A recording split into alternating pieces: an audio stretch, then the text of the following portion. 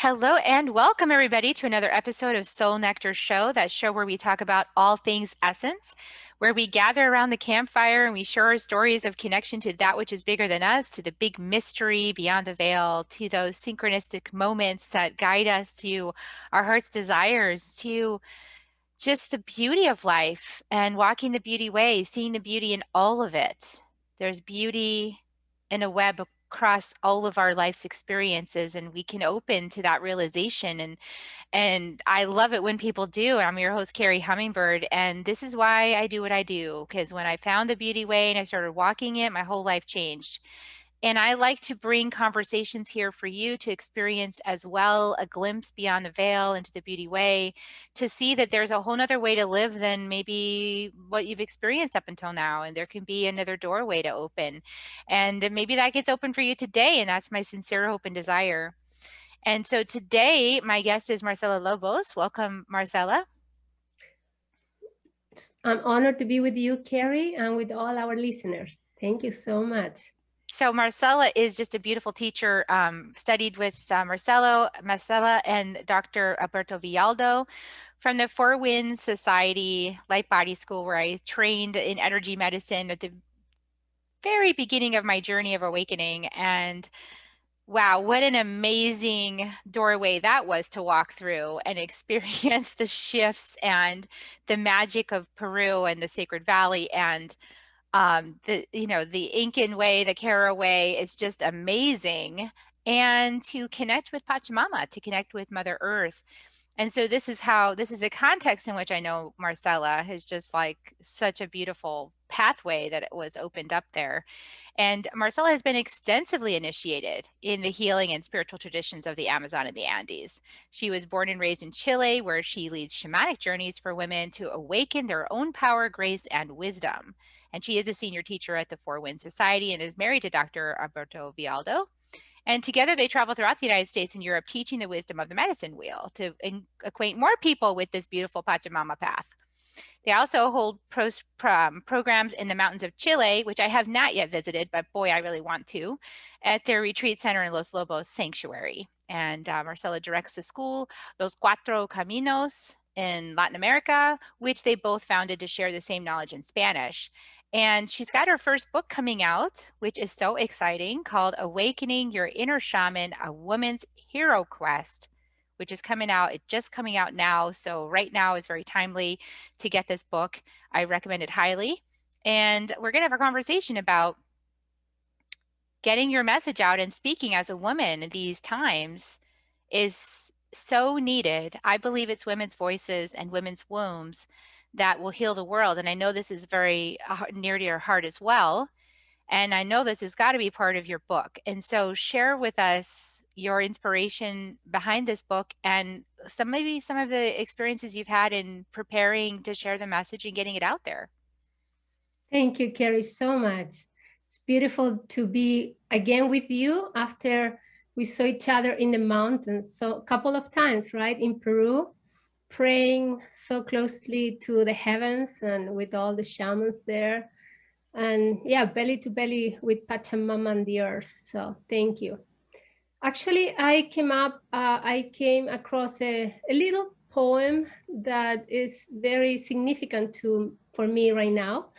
I would like to share it. It says, "Scream so that one day, 100 years from now, another sister will not have to dry her tears wondering where in history she lost her voice." Ooh, that is potent. Yes, it is, because I relate so much to us women and many men also, of course, so many people in this world at this time that are striving to recover not just our voice, but our bodies, our lives, our destinies, ourselves, our essence. And though I have done so many layers of clearing and cleansing trauma and pain and family trauma and collective trauma, it's interesting that the moment my book went to the printer, I froze. and I started feeling very anguished and sad and afraid. And being a shaman and walking the path of the medicine woman, of course, I knew I had to do a ceremony and look for the source of this anguish. So I did, and I found drumming with my smudging bowl full of smoke and offerings and everything so beautiful. I love ceremony. I found these ancient voices not out there, but inside my body saying, who are you to reveal your story and expose the tyrants? We are your masters, and you have no permission to share these words.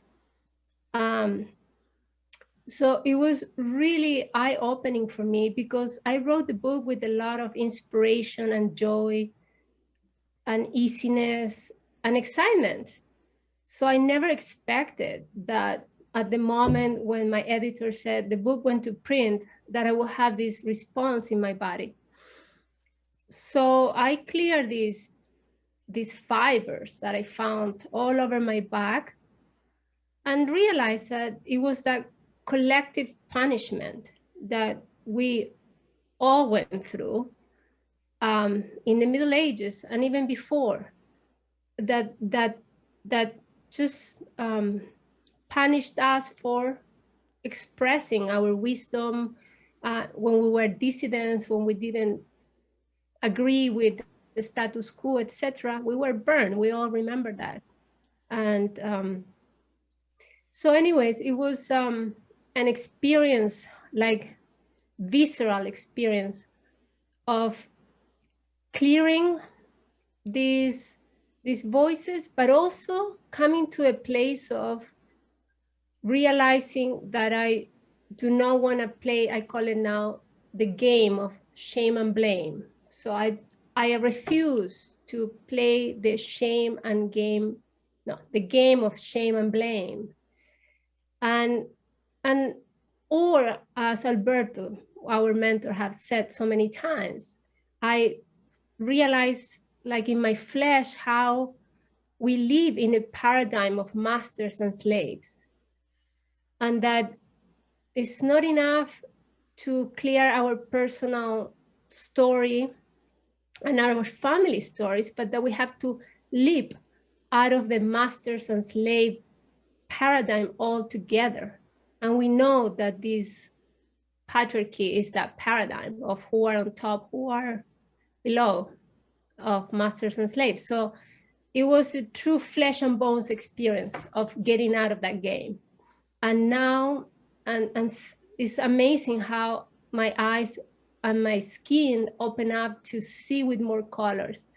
Because you know, Carrie, how the more we heal, the more we see the colors of life and the beauty, and the more we have the true opportunity to be joyful. So it has, in the other side of this experience, I have been super like joyful and dancing and celebrating.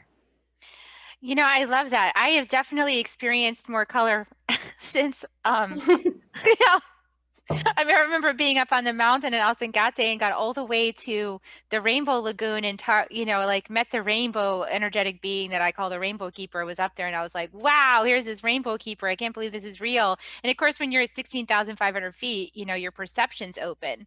So you're able to perceive so much more without your brain in the way. And that's what I experienced, was this clearer perception and the connection with everything that was there, the stones and everything, the lake and the mountain, everything. It was amazing. And it's that connection that I believe brings us back to life.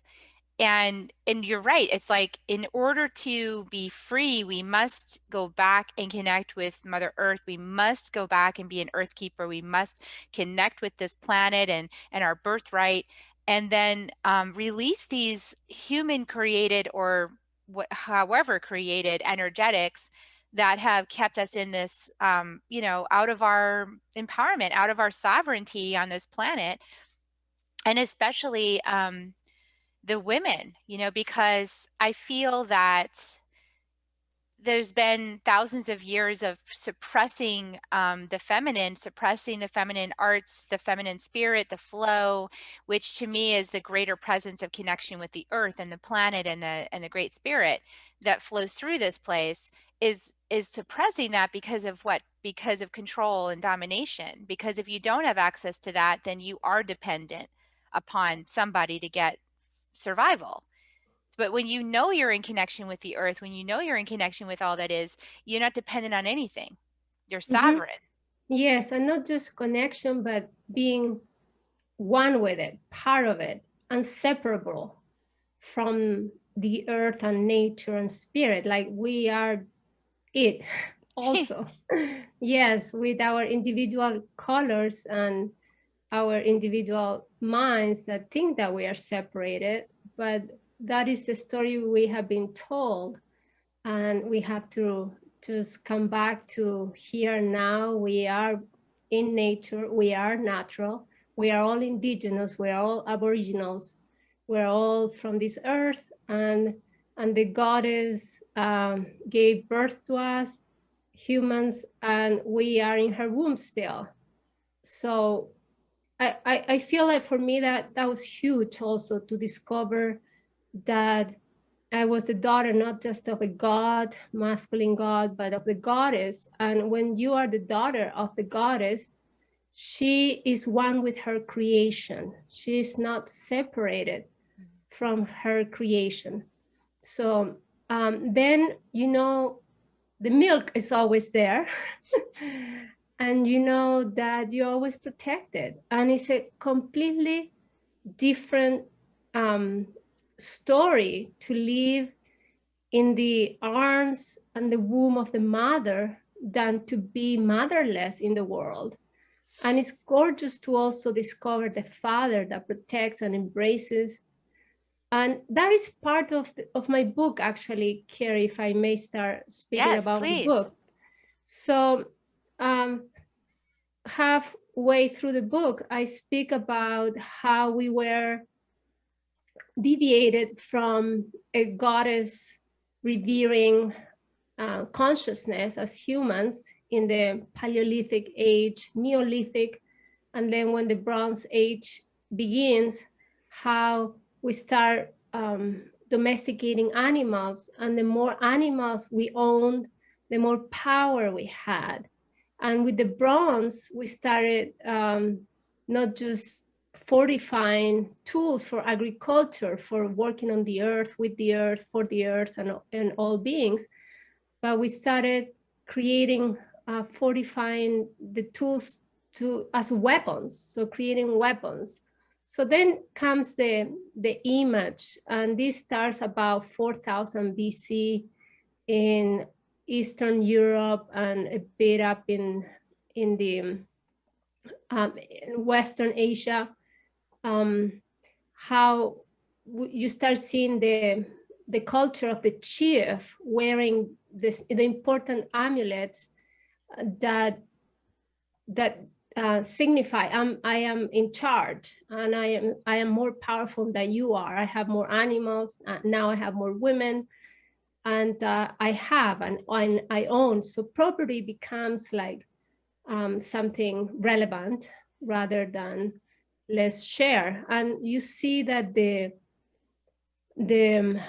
places where they bury the dead, they went from being communal, a womb in the earth where you threw all the bones from all the people. You know, everybody goes back to the same womb in the earth, to burials that show like the important people all adorned. They were buried with their many bracelets and necklaces and animals, and sometimes children and women. And well, that came later, but you know, to signify this was a powerful person.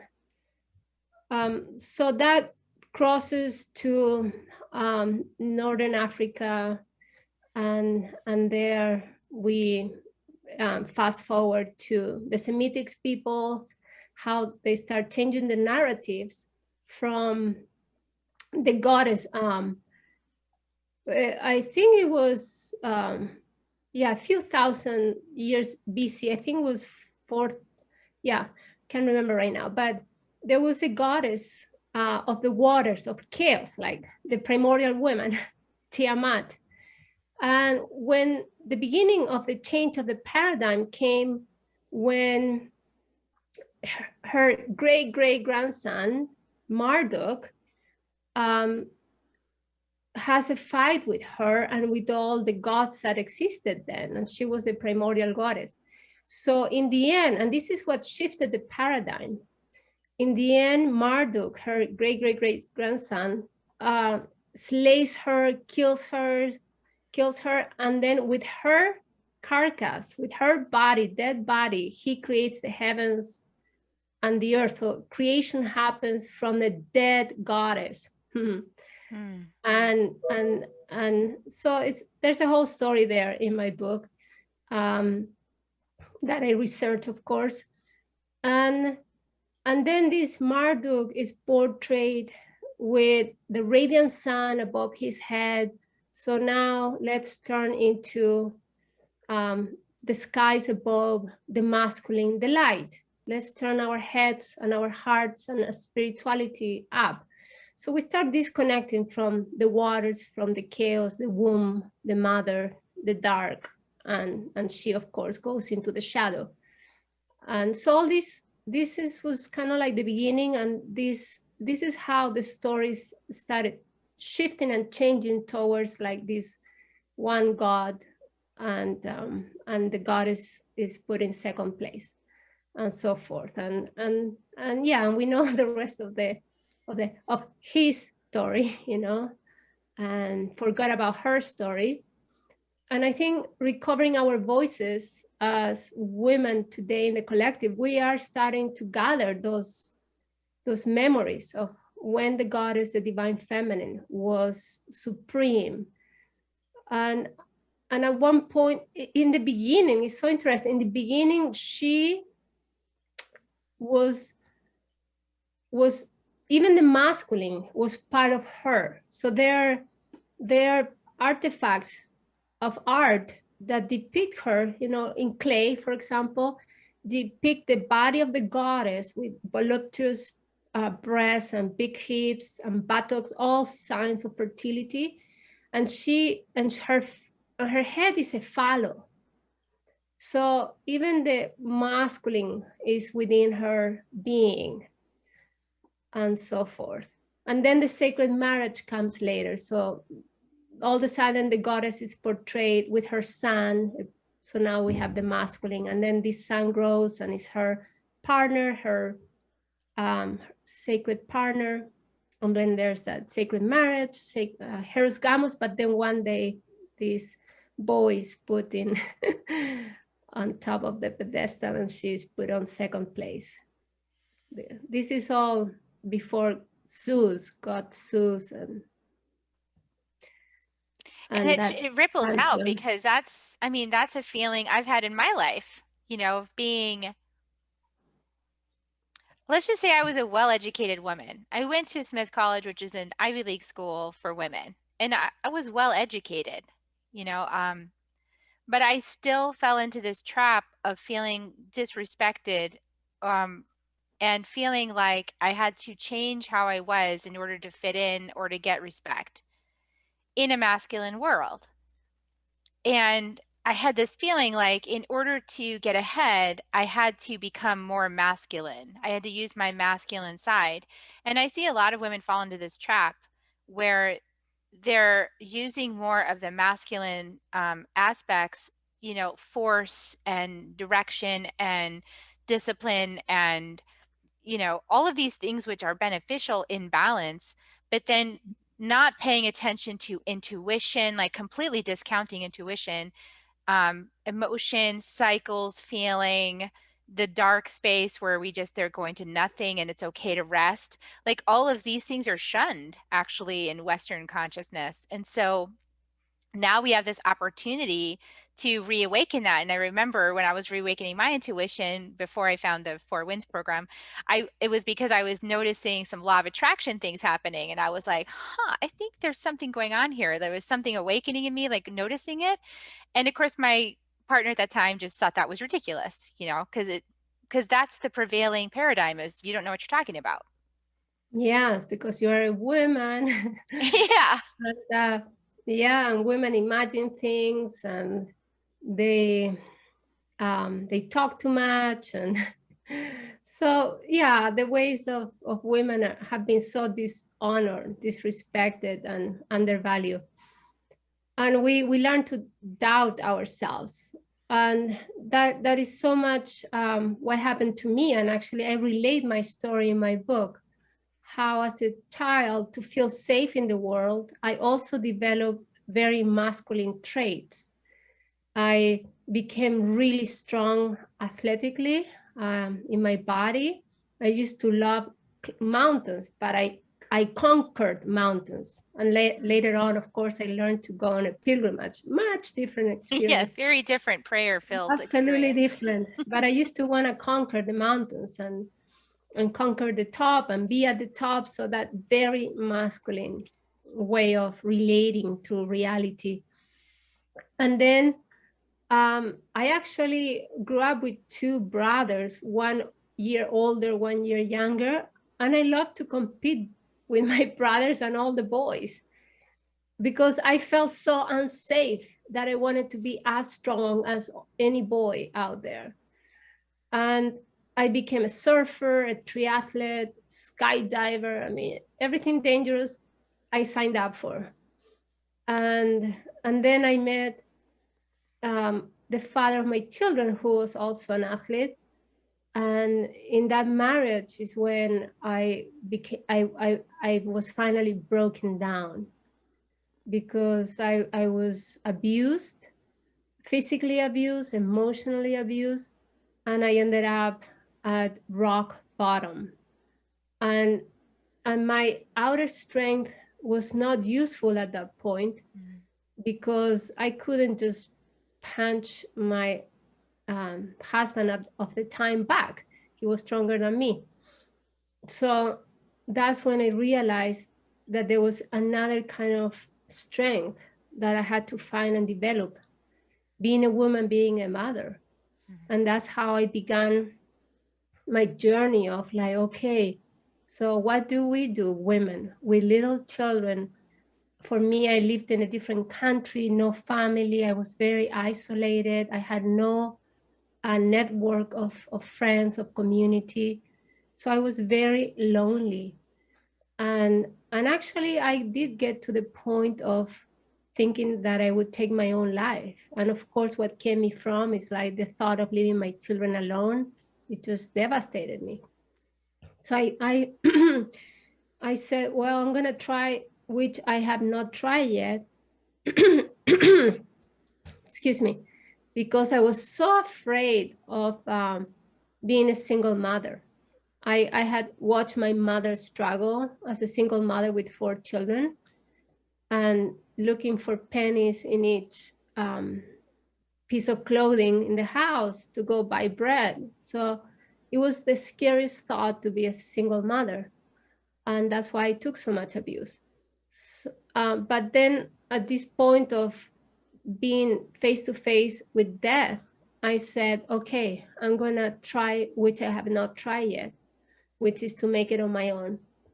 And in that moment, I was at the supermarket, and just let me just tell you a story that was kind of like the realization of how bad I was at that point. I was trying to buy tomatoes, and there were 5 kinds of tomatoes. And I stood in front of the tomatoes for half an hour or so, trying to decide which ones. And all I could hear was not my voice, but my children's father's voice. Those are good for pizza, but these are good for stew. And this would be better for canning. And all I could hear was his voice, but I could not find my voice. and I could not decide. So my power was completely in his hands and not my hands. And then I was like, wow, where is that girl that used to climb mountains and go on adventures? And this girl that believed in herself, where is she? Nowhere to be seen.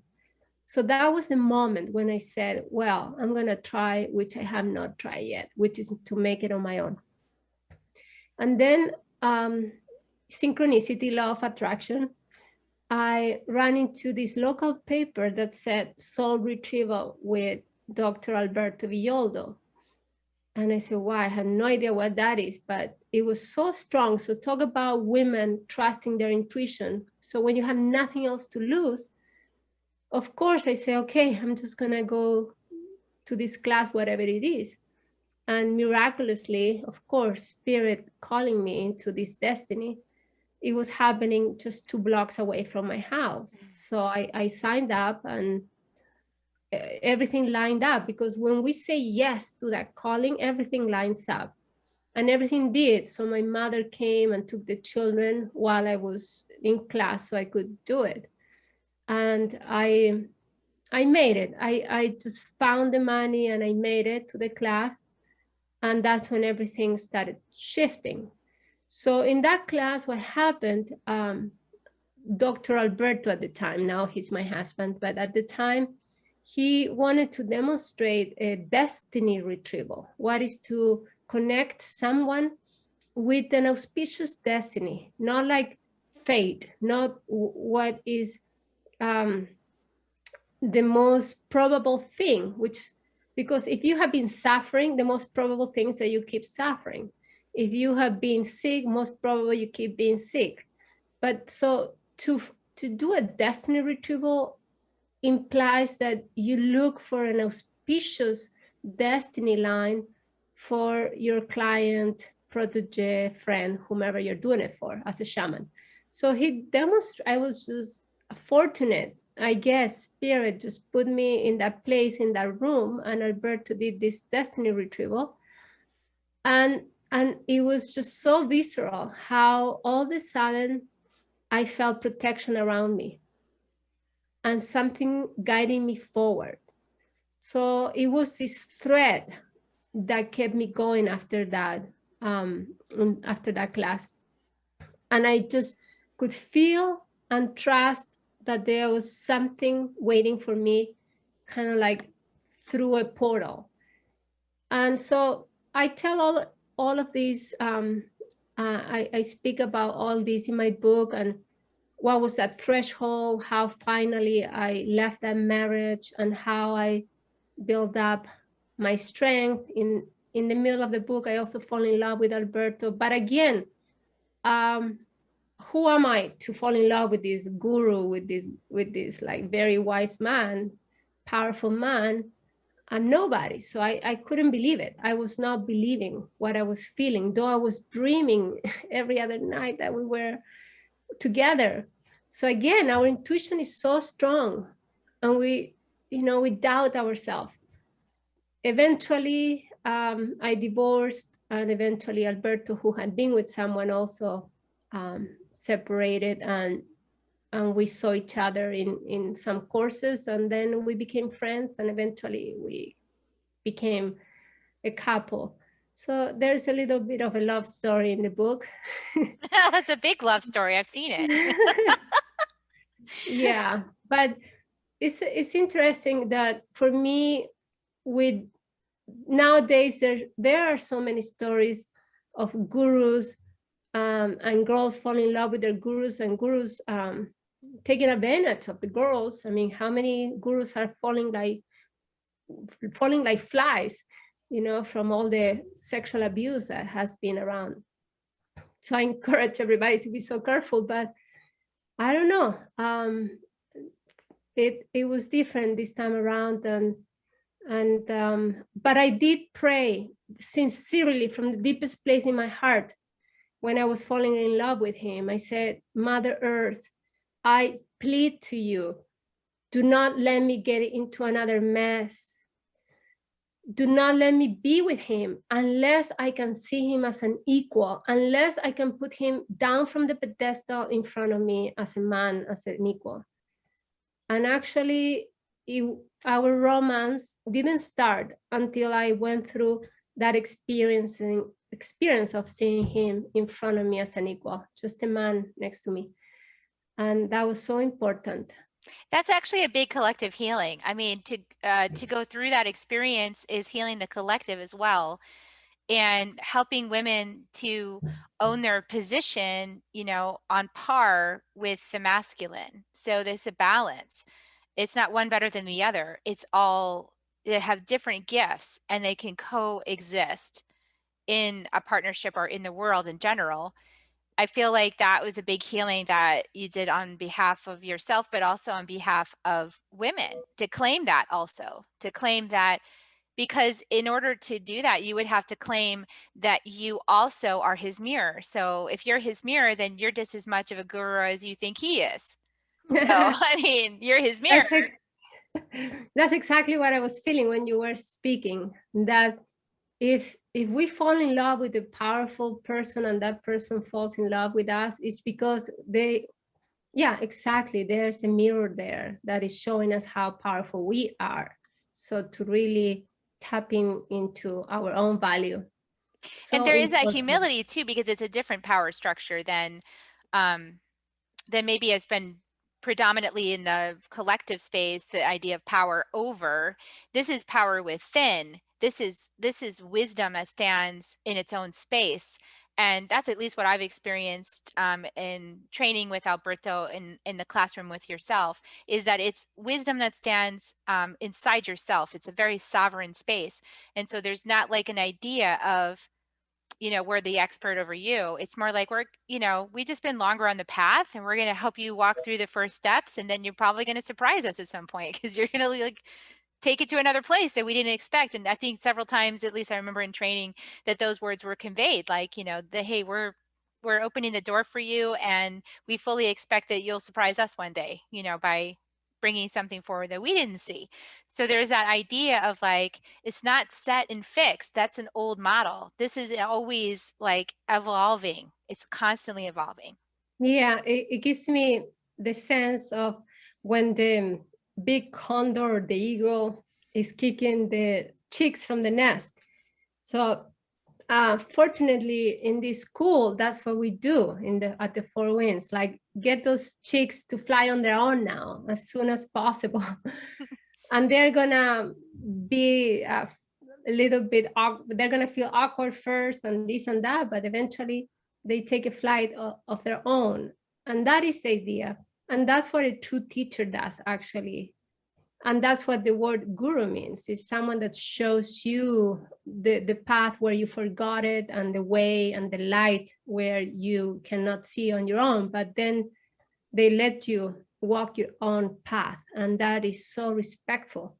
I love the way Johnson, I forget his first name, but Johnson says that sometimes the students or a client, if you're a therapist, gives you their gold because they cannot believe that they are valuable, that they are also gold. So they project it all on you, like, okay, oh, you are so beautiful, you're so powerful, you're so wise. That's them giving you as a teacher therapist their goal. And the teacher and the guru has to be able to hold that goal to and empower that student until that disciple is strong enough. And then you say, hey, you are the beautiful one, you are the powerful one, you are the wise one. Here, take all of everything you projected on me, take it back, it's yours, own it.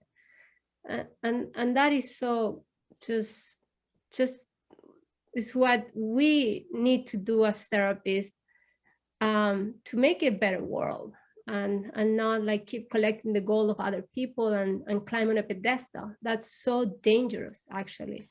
And I think the ultimate mentor, the ultimate teacher is a mother, is it not? I mean, because we're connected with our children, not to dismiss fathers, but just to say that there's such great wisdom in being a mother and the connection that we have with our children, that has been sort of dismissed, for a long time. And so now we're stepping back into our power with that. And it's like, it's time for women to to take that gold back and to say, thank you for showing me my shadows.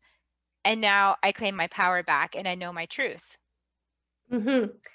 And I feel that as mothers, to help our children, we have to be, again, like the guru or the teacher that kicks the chick out of the nest sooner than later. So, and that is a great gift, and that's how we can empower our children and make them be strong on their own two legs in their own lives. Otherwise, we teach them how to remain in codependency and how to create codependent relationships. In my own experience, I understood after I divorced and took the children with me all the way to Chile, how important it was, no matter how I thought their father was dysfunctional. He has his own journey, so and I'm not the one to judge anymore. But no matter how he was, I felt like after a lot of soul searching and speaking with the indigenous grandmothers, they told me, look, Marcela, it is so important for them to know their father, however he is, because otherwise they're going to always be, as adults, trying to identify, to look for their father instead of looking for themselves. So if they love or reject their father, that's their issue, not your issue. Send them. So they encouraged me to send them to live with him as they became teenagers. So he was far away in another country, and I had to build up that love. It was out of love that I kicked them out of my nest at age 13 and 12. It was so painful, and at the same time, it was a big experience. And it turned out for the best, because they really got to bond with their father without their father hurting me, so they could create their own relationship and and to take ownership of my own place, and me hurting him by allowing him to hurt me. So they were able to build their own relationship, and then they have a beautiful relationship, and they have a beautiful relationship with me. And I think that was important in my experience. I think that's really important, actually, because what I've been realizing is, in reviewing my own past relationship, was how much of a trauma loop there was between me and the father of my children. Was like a feedback loop. Like he'd push this button and then that would make this button go off in me, and then with this button and then that button, and then like it'd be on and on and on and on. And we didn't have the skills, even Western psychotherapy in 2 decades of weekly psychotherapy sessions. I didn't get what I needed from that paradigm in order to break this trauma pattern. So cognitively thinking about it, as you know, it didn't break that pattern. It needed a cellular shift. It needed a DNA shift. It needed an energy medicine. It needed to shift at a deeper level than I was getting to with my cognitive therapy.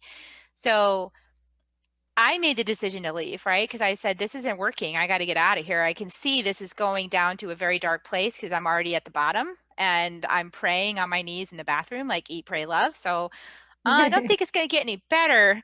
So I made the decision for all of us as a family. I'm leaving. This is not healthy. He didn't want us to stop, but I said, we can't. We're training our kids this, and we can't stop. So I'm going to stop. So I moved out, and the same thing, the single mom thing. But it was almost more clear because I had a separate household. So then I could see where the differences are. It was so confusing altogether. But then when it was all separate, it was like, oh, I'm like this. I could find myself, like you were talking about the tomatoes, I know where I am. This is who I am. And that's him over there. And that dynamic isn't here. And this dynamic is here. And so I could start working on this piece that I could control, that I had some your own measure. world. Yeah. Yeah. So what a journey, Carrie. And so in my teachings, I wanted to portray my own example of how I went through each step first of the medicine wheel, how I entered the South, the West, the North, and the Ah, East. But I also, by teaching so much the hero's journey that Joseph Campbell was able to distill from so many myths around the world from all different ages, I connected so much with each step of the hero's journey that I embedded the hero's journey within the medicine wheel. So I make them go around like two wheels together, like a vehicle. And in that vehicle is my story going around as well. And then other people's stories, because of course I didn't want to just be all about me, but I wanted also say how this is so universal and it happens to all people that have the courage to break through like you did. And so many other amazing people have had the courage to break through those patterns that we inherit that are so toxic and make us stay trapped in a situation that is really not helping anyone. So how we can break through, go through that dark tunnel of fear, of a lot of tests, challenges, and how we become stronger by overcoming each challenge. So you all of a sudden realize that each challenge is just your next lesson. And we walk through all our lessons, and then one day we are in the other side of the tunnel, see the light again. And then in the default map of the medicine wheel hero's journey, that's when we come to the meeting with our feminine essence and feminine power, which is that inner power, inner intuition, inner knowing, and then receptive and not always pushy. And it's not always about resolving things out there, but solving it within. And then being skillful, because no matter how pushy and powerful we are in the external world, if we're not skillful, it's just brute force. So for me, it was also not just how fast I could climb the highest mountain, but you could become smarter and time things better and pack enough water, enough food, and have the right shoes and be skillful in how you do things. So it's just you start maturing, ripening in your feminine wisdom, but also in your masculine wisdom. And in my book, I relate all this, and then how finally the idea is that your feminine, your masculine can dance and live together within yourself and dance so you can discover that sacred marriage that spiritual and mystic traditions speak about. And one of the most amazing moments for me in my journey was when I discovered that when my masculine became skillful enough, I told you about my childhood, like I never felt safe. So now I can take care of myself enough that I feel safe because I'm skillful. And my feminine is there and she knows how to guide the home, the temple, me, and how she has her intuition. So then this is the beautiful part. Then the inner child can come out and play Yeah. because because it's safe. And then the inner child is like the divine child in all of us then appears and say, hey, finally the world is so safe, I can play and be joyful. So that's when I experienced this really big like soul retrieval, like of my joy, of relaxing, resting, everything beautiful. Life became so beautiful one day from this sacred marriage. Oh, so So powerful. I've experienced that obviously because I'm very childlike, but I think it's cool. I like it. I like being playful. It's like very inspirational. It's creative. You're in the flow. It's beautiful. You see the beauty in the world, even in the challenges. And I love your what you're talking about in your book. It sounds like almost like someone could take a journey through your book and find themselves in it and even like work themselves through the medicine wheel and through the hero's journey as they go through your story, it sounds like.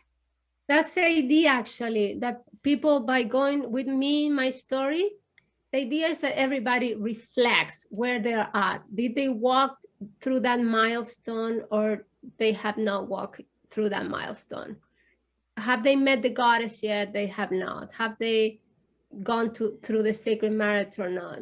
And so forth. So the last part of the book is about, like, okay, all children have a passion, or us people, we all have that passion that is so unique.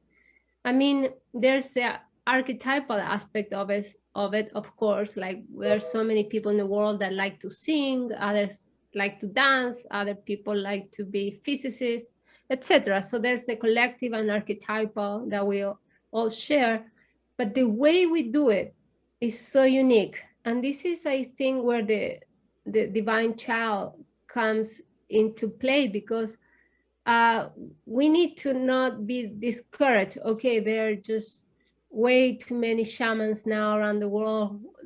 There's no job for me. Uh, who's gonna want to work with me? I will have no clients or whatsoever.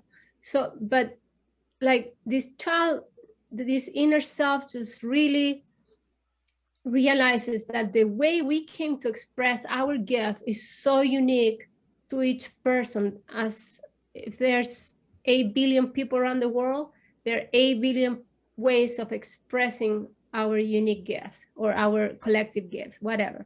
But we each have a very unique way of expressing the gift that we carry inside. So the last part of the book speaks about that, and how we must put these gifts in service to life, and this doesn't, and to all life around the planet, because the world needs it.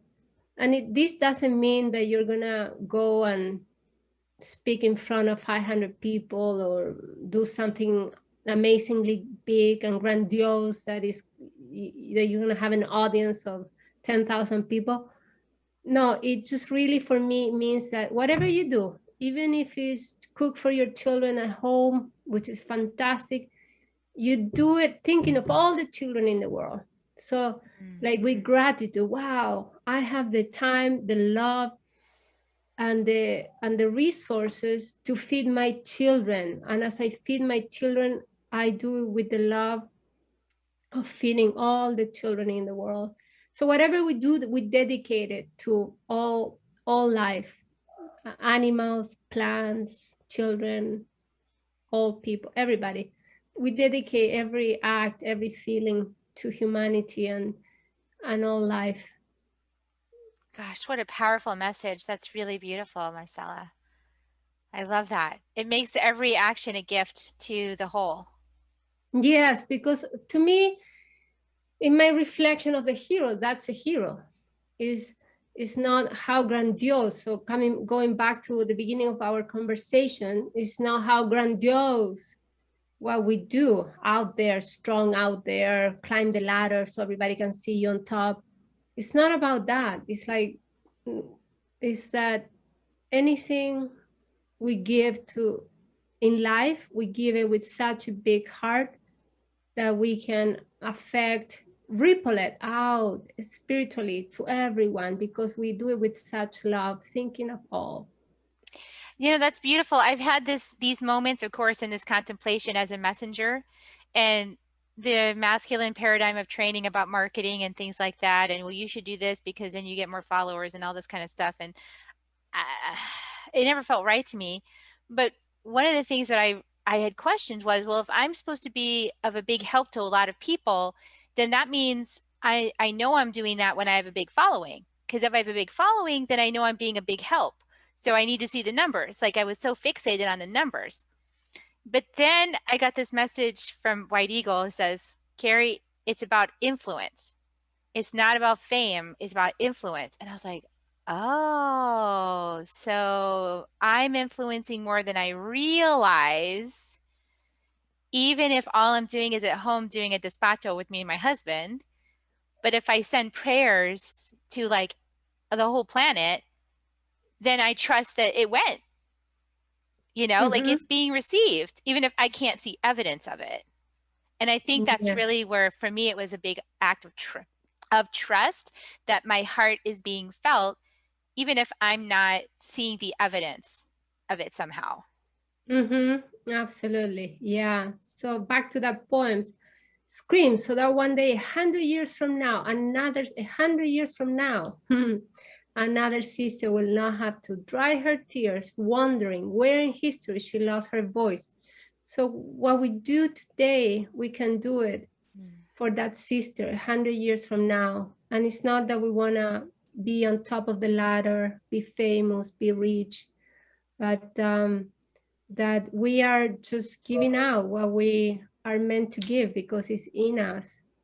So I think it's from which place, even if we have a lot of followers in social media, um, and so if we are sensing, feeling that, oh, I'm so famous and I am so cool, then when we are in that egocentric place. But if like, oh, wonderful, I have so many followers, now I can really offer this gift to more people. Oh, wow, it's a completely different game. I'm so impressed by, I love what you undertook in terms of your book architecture, and in terms of your vulnerability and your transparency and stepping out and speaking in your own right, which I know is such a big deal. It was a big deal for me to publish my first book and step out and reveal secrets about my life, which, and I know from experience that family sometimes doesn't want you to speak certain things and they don't like it because you're going out in public and it's like exposing. And so all of that journey, I just honor you in having the courage to be a mom and to be a partner and to be a medicine woman in your own right. All of those have aspects of wanting to hide or not totally reveal everything publicly, and to face all of that and to share is a beautiful gift for the world. So as I know you have huge medicine to share.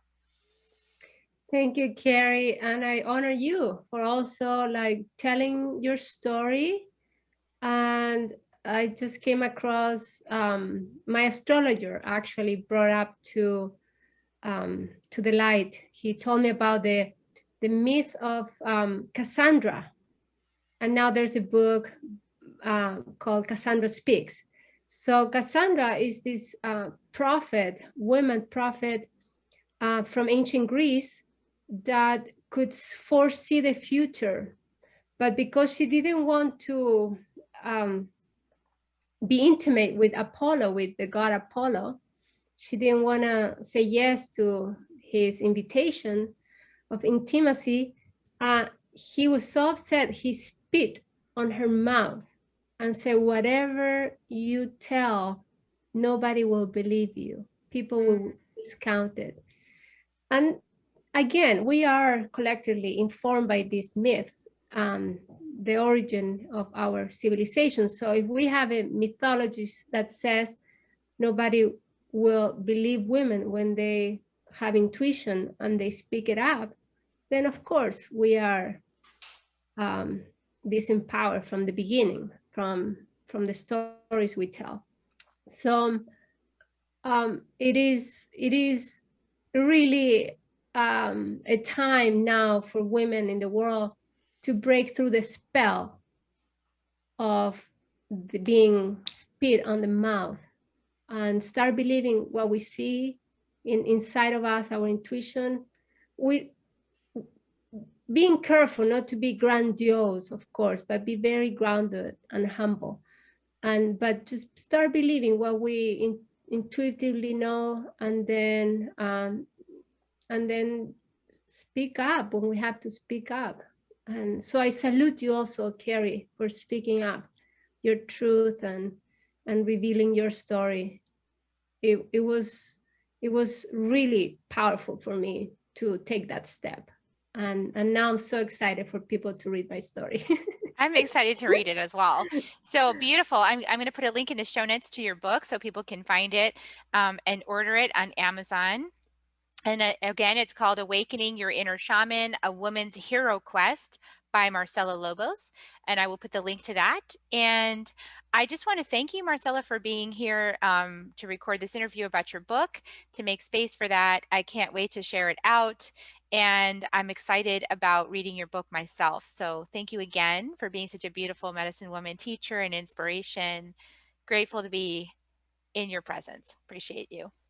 Thank you, Carrie, for your journey and the example you give us all. Thank you so much for having me. And just a little note, my book subtitle title changed to so awakening your inner shaman. And then at the last moment before printing, it changed to a woman's journey of self-discovery through the medicine wheel. But nevertheless, the title is the same, Awakening Your Inner Shaman. Awesome. I will definitely update that in the show notes. Thank you so much.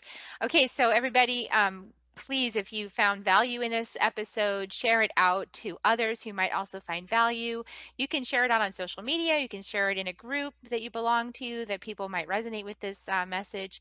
Share it with friends and give us a rating on iTunes, YouTube, places like that, because that's how the computer engines know it's important. And so we appreciate you for doing that. It helps us elevate the rankings and find more women who are looking to find a way to speak up. And this is a pathway. So I'm going to give everybody kisses if you want to join me. We're sending energy love through kisses. Here they come, everybody. Love you guys so much. And we'll see you next time on Soul Nectar Show. Bye for now.